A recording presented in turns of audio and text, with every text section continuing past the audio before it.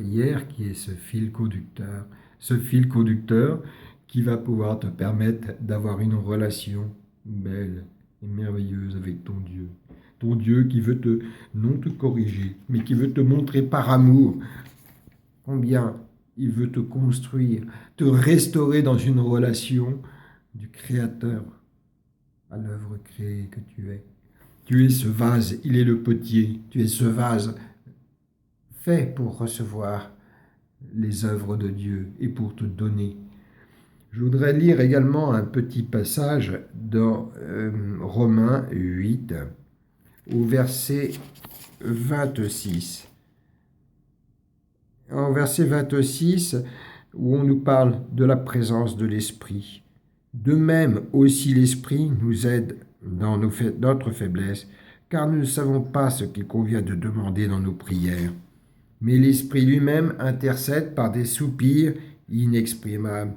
Et celui qui sonde les cœurs connaît la pensée de l'Esprit, parce que c'est selon Dieu qu'il intercède en faveur des saints.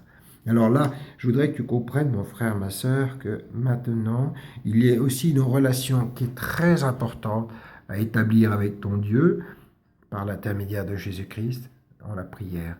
Et la prière qui est un fil conducteur, comme je disais, mais quand tu reçois l'Esprit de Dieu. Quand tu reçois l'Esprit de Dieu, il va d'abord commencer par sonder ton cœur.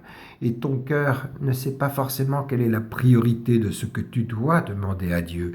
Mais Dieu veut s'exprimer à travers toi. Il veut parler non seulement à ton cœur, mais il veut te servir. Tu es un canal par lequel il va s'exprimer.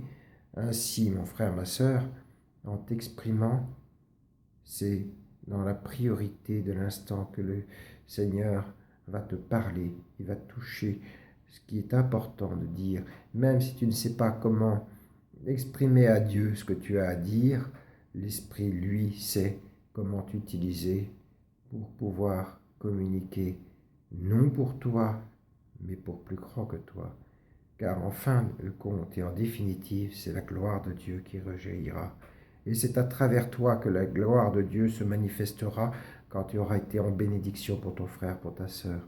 Alors n'oublie pas qu'en ce temps prophétique, il est essentiel à sauver des âmes. Il est essentiel à aller prêcher la bonne nouvelle d'un Dieu qui s'est fait homme, d'un Dieu qui, par amour, a sacrifié sa vie pour que tu puisses vivre, mais que tu puisses vivre tout en étant libre de choisir ou de refuser pour deux éternités différentes.